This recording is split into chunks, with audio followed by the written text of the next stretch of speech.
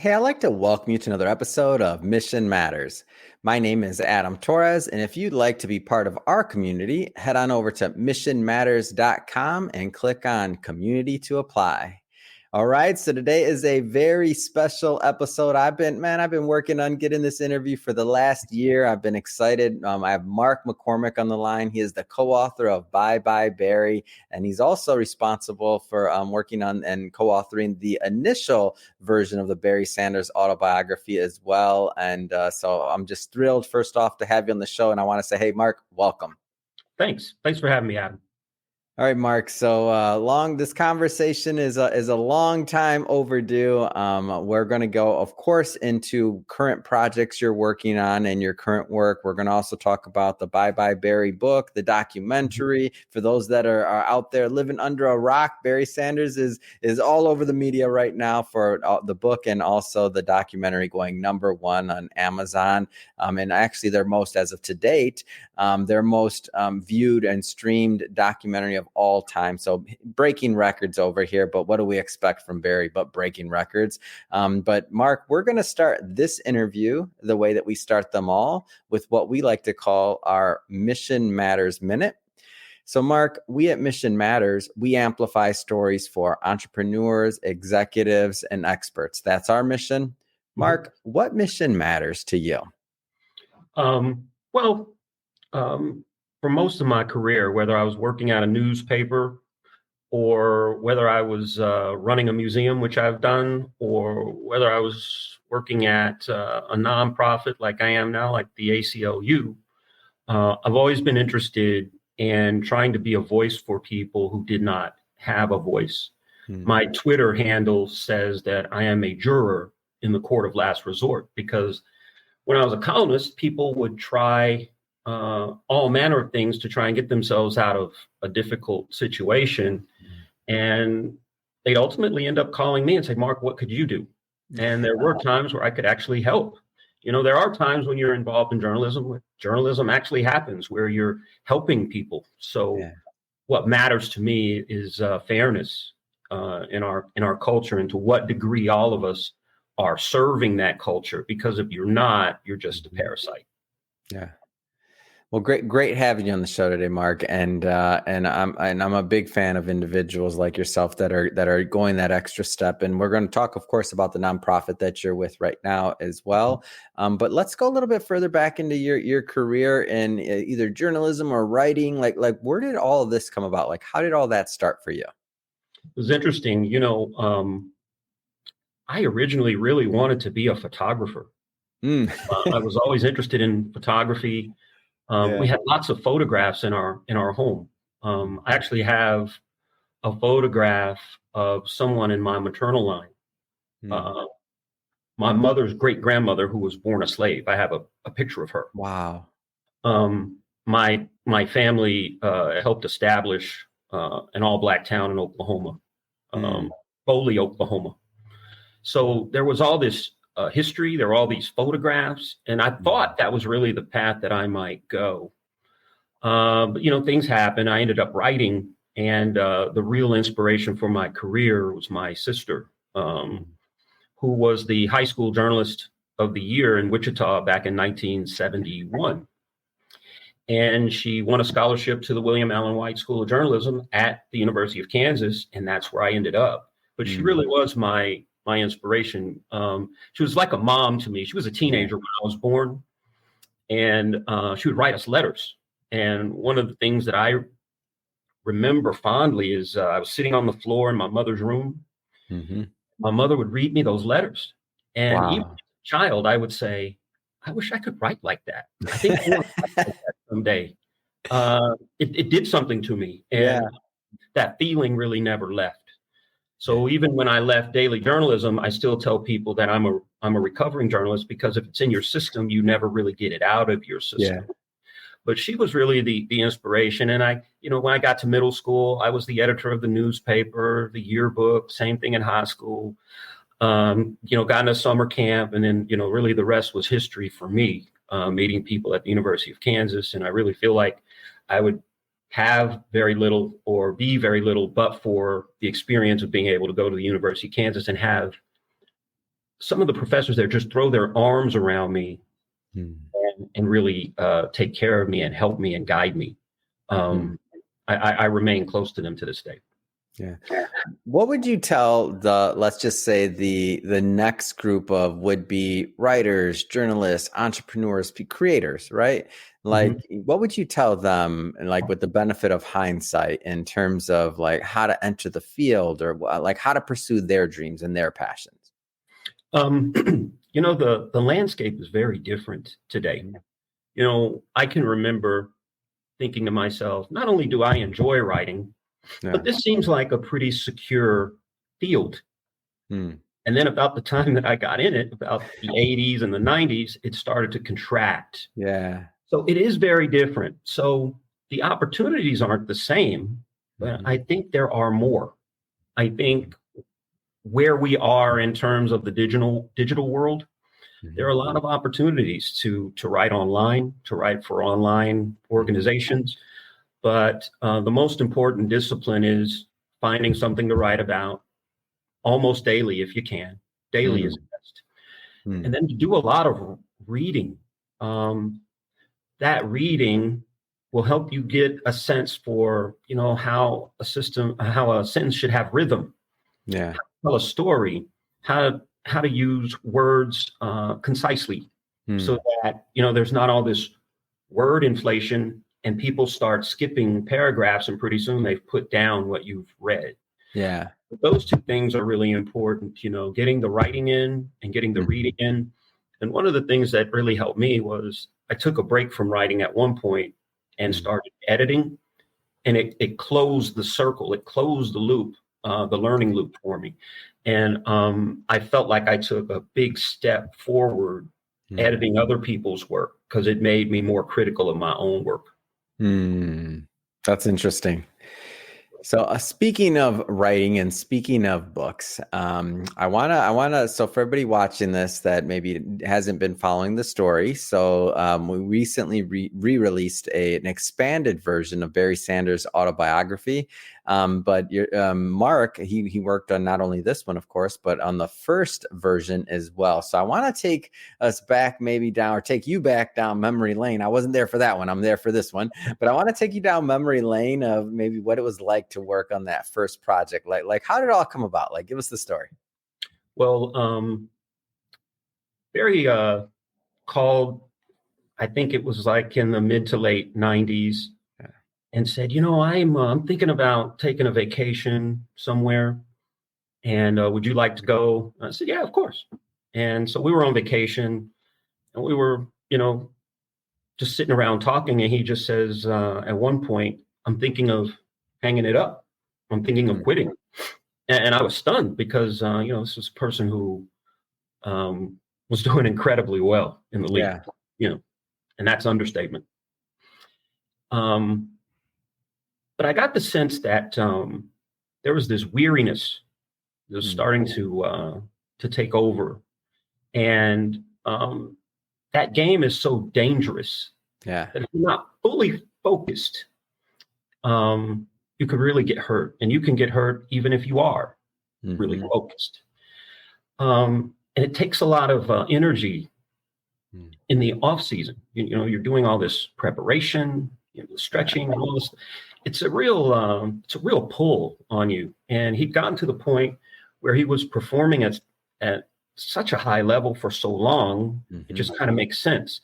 Now, those of us who are fans and like to watch him run, we weren't ready for that. But he announced then, I think I'm ready to hang it up. And I told him that if that was the case, would he be interested in me writing about it? And I kind of forgot about it. And then he later gives me a call and said, I think it's time. It's time. I'm ready to step down. I'm ready to retire. And, I could use a little help, with my letter. So we went back and forth on the letter. I can't take as much credit as has been offered me about that. I just kind of helped with it. But when you consider the era, and the fact that I was at work and I didn't want to be on a phone and have people, in a newsroom where people are In a looking. newsroom, that's like So you're I'm like, behind enemy lines on that one, man. like, what are we gonna do? And I didn't want to use email.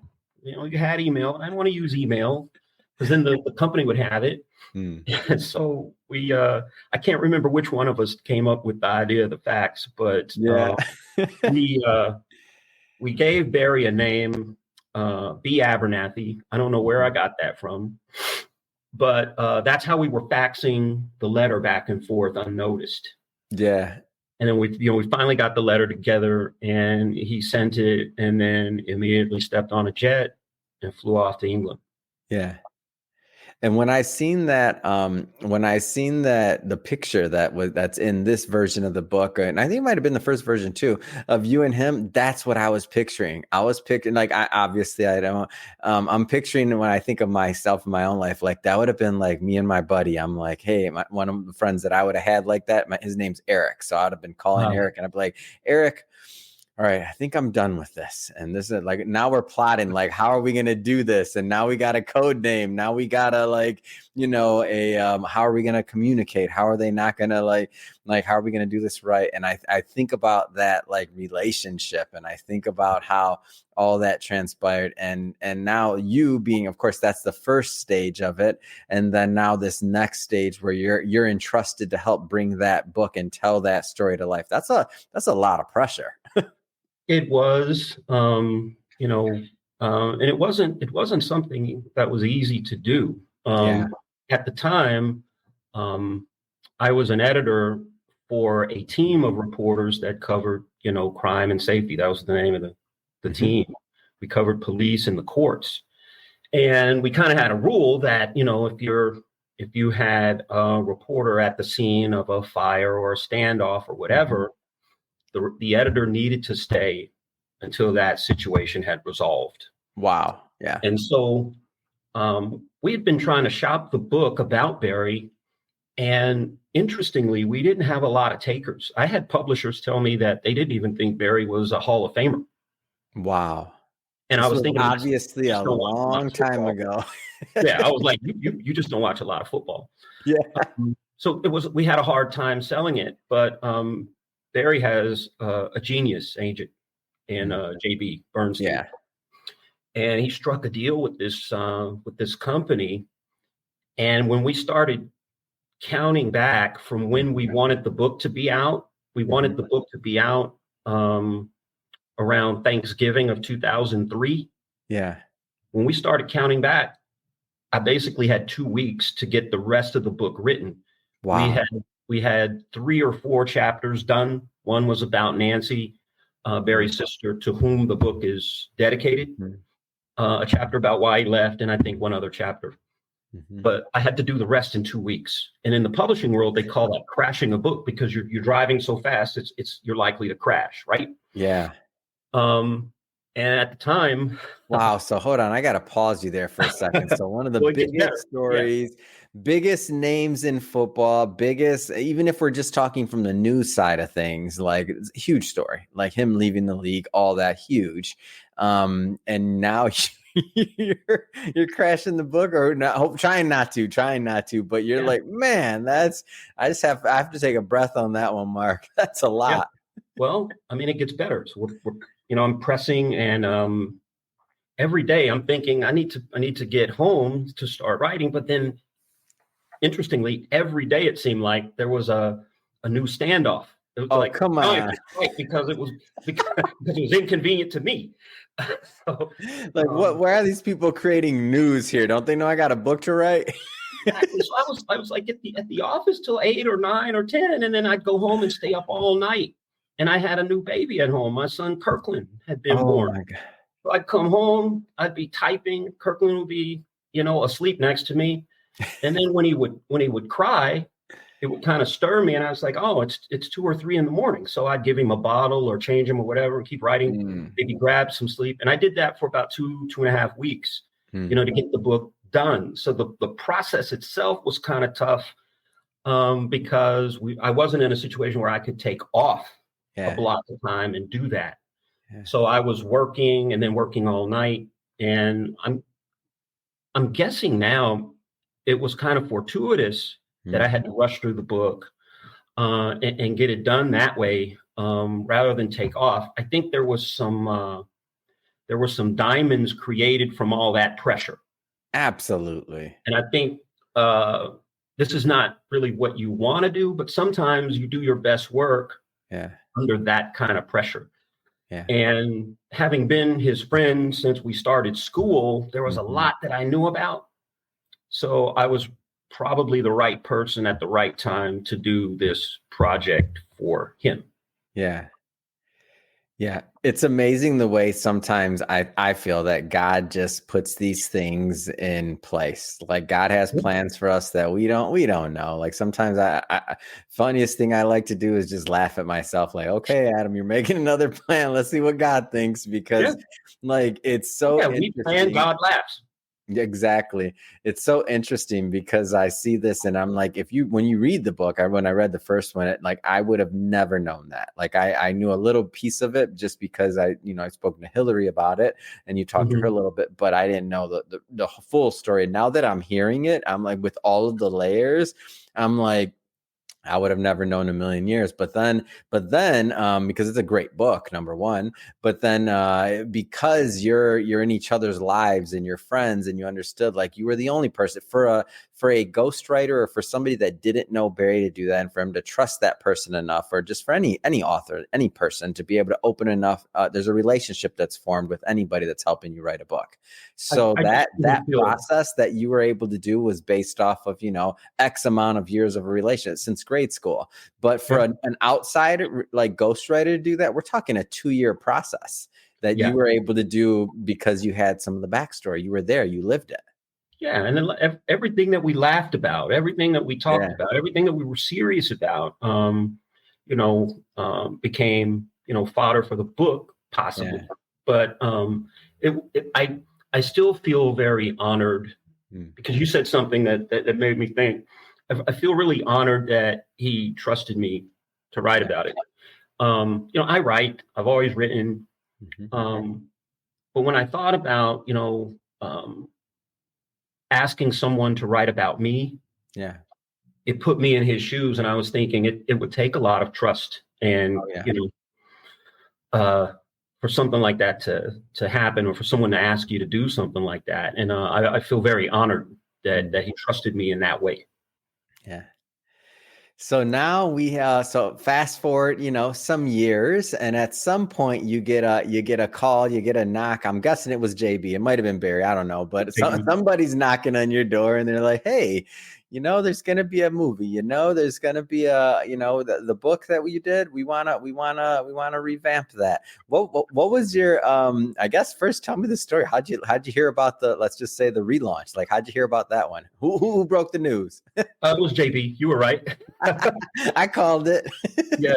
He's the center, and he stirs the drink, but he had mentioned the book and he had mentioned the project, and there was a part of me that felt like, I'm glad because, if you watch the documentary and you read the book, you come away with this sense about how amazing Barry is, or how he was as a player, right? I mean, I still haven't seen anybody that compares to him in the league.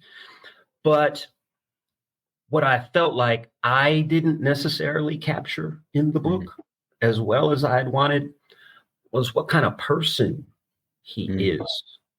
However great you think he is as a running back, you'd have to increase that by a factor of 10 when you're talking about him and his character and the kind of person he is and his generosity. There's also this character about him. And one of the things I respect about him most is that here's this big star who has resisted being caricatured. Yeah. Here's a big star who really understands, maybe better than most anyone, what it means to actually be free and to live as a free person. Because sometimes if you have all these opportunities in front of them and you start grabbing at all these opportunities, pretty soon you're indebted to all those things, and you've lost all of your freedom. And the fact that he has remained so grounded, so approachable, is really a testament to his character. Yeah. So let's start with I want to start with the movie side of things, and then we'll move into the next version of the book and kind of talk about that process. But the movie, like, what was your reaction the first time you saw it? Like, what were your initial thoughts? I was really moved by it, which I hadn't really expected. Because you knew, I'm thinking because you knew him, you know the story, you lived it. So, wow, that's amazing. Go ahead, please. But, I had a good friend once, and this is the best way I can explain this, but I had a good friend once he was a teacher. He was like late career as a teacher, and I was really young as a reporter. I was living and working in Louisville, Kentucky. And he told me that every year in the fall, he would read the autobiography of Malcolm X. And that reading it now is much different for him than it was when he was a young person, right? If you look at who Barry was, if you look at his journey before, and then you look now, you just see different things. And I watching it and watching some of the interviews and seeing some of the interviews for the first time, I was really struck. Like, there was a point in the film where Dan Patrick was actually in Wichita, and he had spent the day looking for Barry. Yeah. And he was clearly frustrated. That was after draft, was it? Was that one? It was. Yep, I remember after draft. And you could tell that he was And you're a media guy, so I'm a media guy. So when I saw that, I saw that, and the first thing I thought was, wow, like, he's like, Dan must be thinking, what is this kid doing? Like, how do I not, like, does he not know that I need to interview him? He was just drafted #1 of the Lions. Like, this is a big story. Like, or even trying to attribute it to Barry being shy. And that's the part that struck me. So, he calls Barry shy, and Barry says, I'm not shy. Yeah. He said, I'm not shy. He's like, but you're going to have to respect me as the person that I am, and that there are boundaries that I need everybody to respect if you're going to respect me. And I saw that kind of pushback, and I didn't remember seeing that interview, but it was striking. Yeah. You just remember when I was saying earlier, this is someone that resisted being caricatured. That's really. That's one of the things that I was referencing. Yeah. He's shy, he's bashful. And you and I both know, being many people, that narratives are incredibly powerful. Yeah. In fact, narratives can be more powerful than the actual truth. Yeah. Because people will discard facts that interrupt narratives.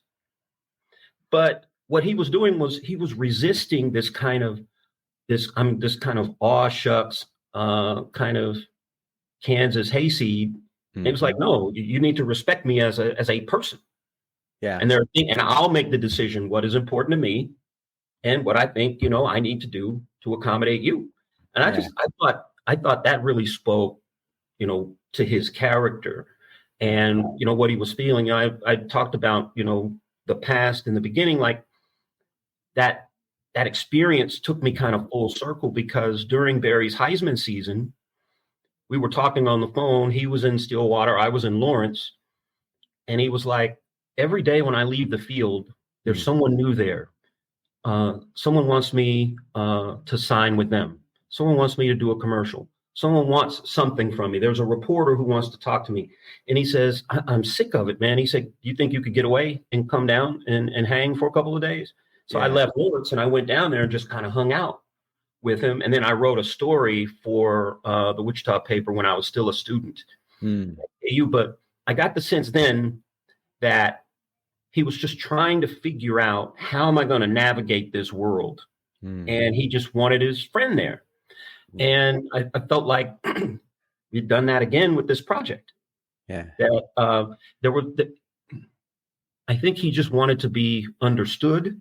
I don't think he necessarily needed this project, but I think that He wanted to be understood. And what I thought was so wonderful about him, what people have commented on, was the genius of Paul Manosky to end that piece with Barry's sons.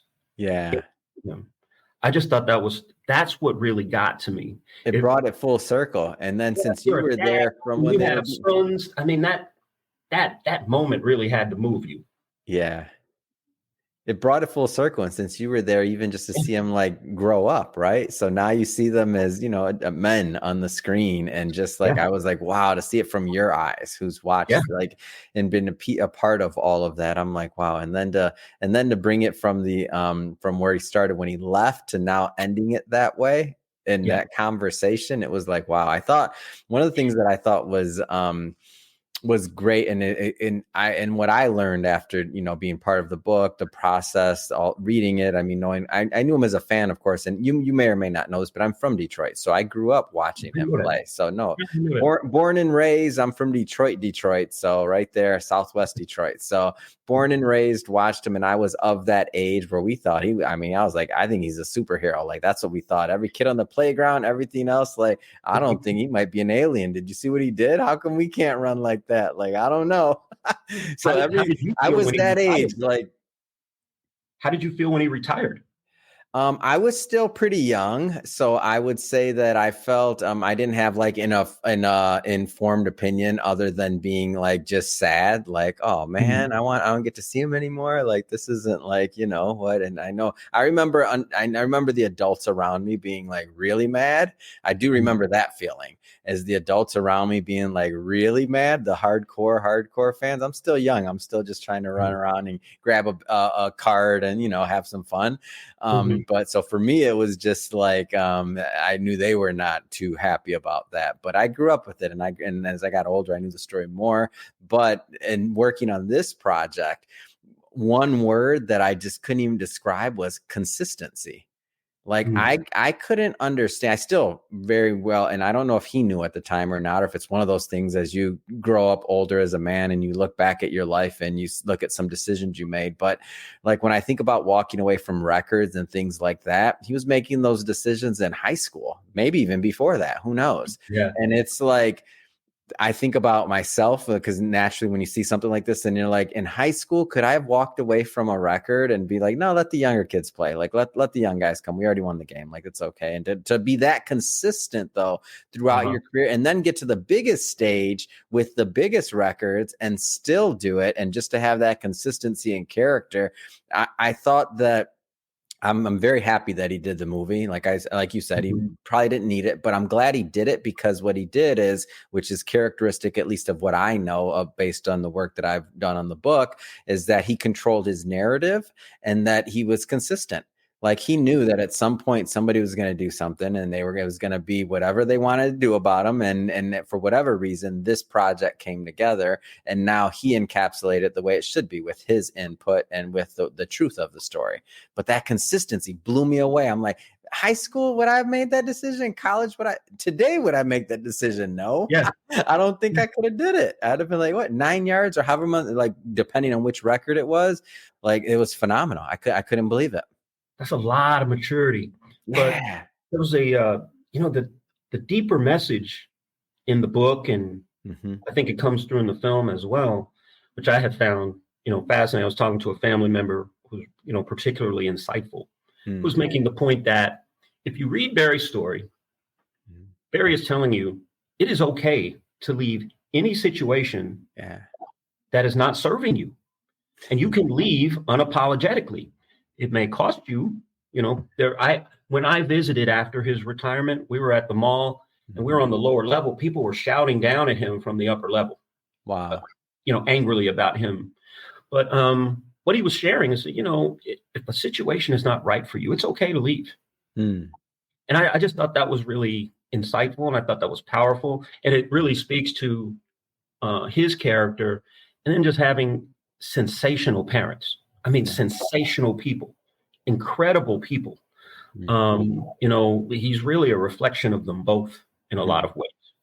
But I think what you see is someone who really represents his family and the culture in that family and the spirituality in that family very well, very well. Let's talk about the re-release and the most recent version of his autobiography. So Bye Bye Barry. So a lot. I interviewed Hillary about this, who I know you worked hand in hand with. Let me On say, the I'm a book. Hillary fan.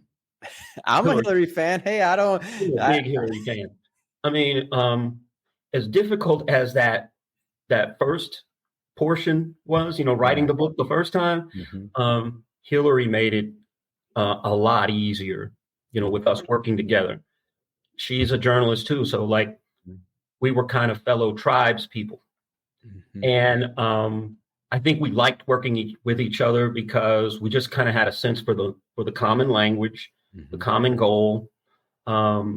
She's a pro, and she made the process a lot better. In fact, what I have said for years about my writing, like I'll write something and I'll read it and I won't like it, Mm. and then I'll pick it up years later and say, well, it's not bad.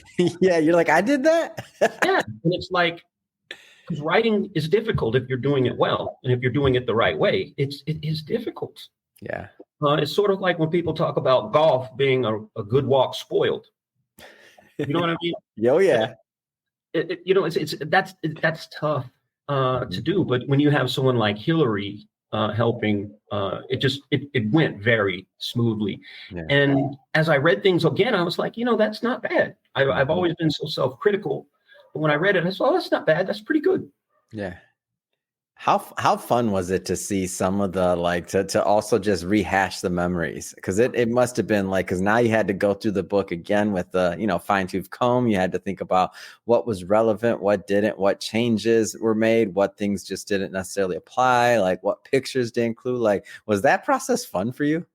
Some of it was a little tense because you're scrambling to get Yeah. certain information, but the pictures are like time machines, Yeah. if you look at them the right way. Um, all the memories, I good memories, playing football in high school. Mm. I was such a good football player in high school that, when I was thinking about trying to play small college ball, Hmm. a really wise person said, son, the best position for you is in a newsroom at a desk. Yeah. Not football. Uh, it brought back just a lot of great memories, and frankly, it hardly seems like 20 years has passed, but it has. Yeah, it's amazing. When I was looking at Yeah. that, I was trying to think of it through your eyes or through Barry's eyes, and to see it like come up, and then to see the refreshed content, and even just the picture section in the back. So for everybody that hasn't picked up a copy of the book yet, just to give you kind of a feel for it, in the back section, there's some expanded chapters, including a bunch of pictures. And what I think I like the most about the book versus the movie, I love the movie too. I'm not saying one's better than Mhm. the other, but what I love about the book is because in any book, you have more room. Where Yeah. the narrative in the movie is definitely about, the his football career. I feel like when I went through the book, now I got to know Barry like as a person, or get to feel like I know him as a person, and like some of his ideals, some of his family, even just the family photos, all the other things. Like that's what the book did to me. It just kind of brought it all like full circle and just humanized the story to me. We added a feature about Mrs. Sanders' Mm. vacation Bible school. Yeah. And, all of us in the community used to go. I had a cousin who lived two doors down from me. Hmm. She and her sisters were more like my sisters than my cousins. Yeah. But, talking to her about, all the years they were there, Yeah. there was one kid who used to come all the time, and he was like mischievous and Mhm. unruly. And then for him to show up at the Wow. reunion to announce that, he is now a pastor, and how, Wow. going to the vacation Bible school, touched him. And I'm guessing that meant a lot to Mrs. Sanders in particular. But Yeah. uh, being able to add that feature and a few other things, here and there throughout the book.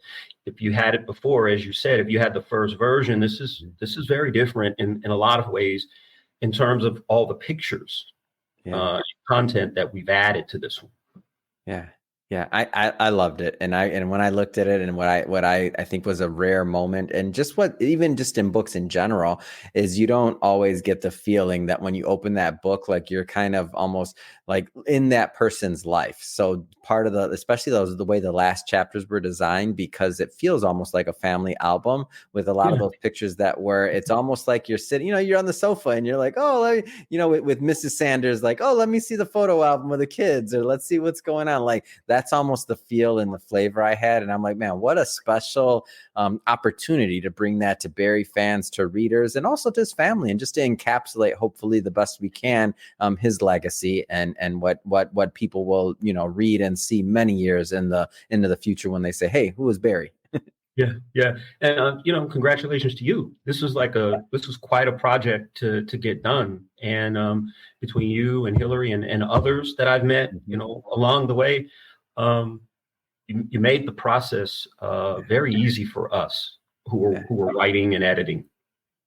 Yeah. Well, appreciate that. Yeah. Well, Mark, I want to talk a little bit about what you're up to as well. Of course, we talked about the book, we know that, but what else you're up to present day? So, like, what's next? What are you working on right now? I have a few things cooking here and there, but I've been lucky enough through my career to have jobs where I can maybe try and help people socially. Mm-hmm. And I work for the American Civil Liberties Union of Kansas. Yeah. We are campaigning on a number of fronts, voting rights here in Kansas. We're fighting voter suppression. We're also trying to eliminate juvenile fines and fees, in our juvenile justice system.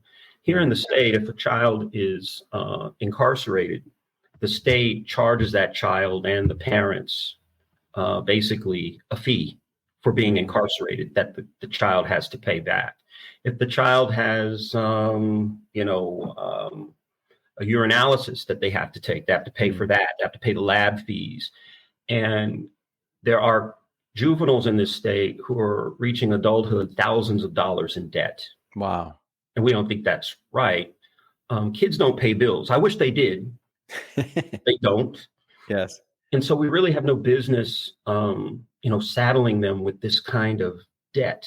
That's one of the things that I'm particularly passionate about, and what we're focused on at the ACLU. Yeah.